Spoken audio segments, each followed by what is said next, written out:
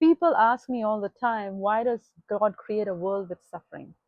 It is nice that you can recognize that God created the world. That's true.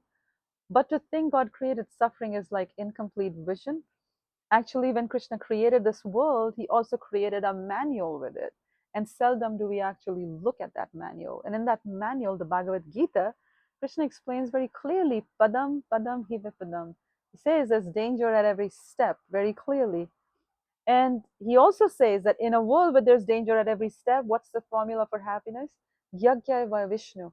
By serving the Supreme, by sacrificing for the Supreme, you experience happiness in this world. So he's given the nature of the world and the process for happiness. But we are attached to our own ideas.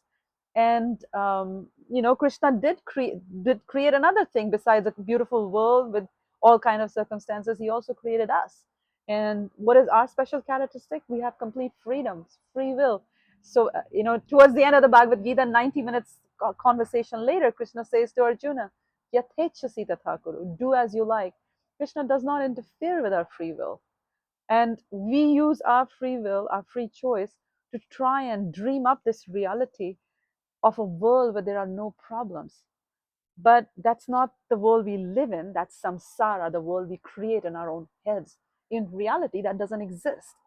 So when we are faced with difficult situations, instead of accepting it, instead of tolerating it, we meet it with resistance. And the more you resist, the faster it comes back to you. So difficult situations met with resistance translates to suffering.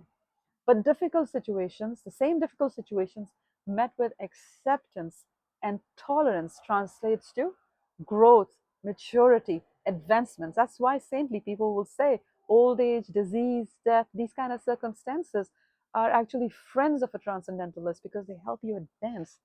So quit seeing this world in the sense of duality, that this is suffering, this is enjoyment. That's our own vision stuck in duality. Try and rise above it and see the absolute truth, the absolute reality, which is good in all circumstances. That's the only way to be actually happy in this world. Suffering is a choice. We cannot avoid the circumstances that are met to us. That's our own karmic lot, but we can change our reaction to those.